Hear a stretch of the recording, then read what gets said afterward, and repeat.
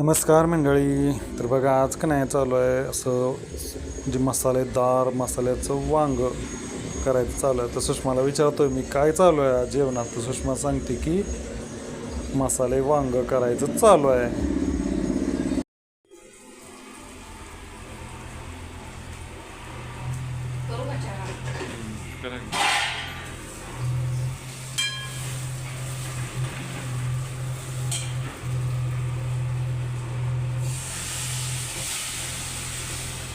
म्हटलं तसलं फोडून करणार आहे काही वांग उडून म्हणजे कार्यक्रमात करते तसं.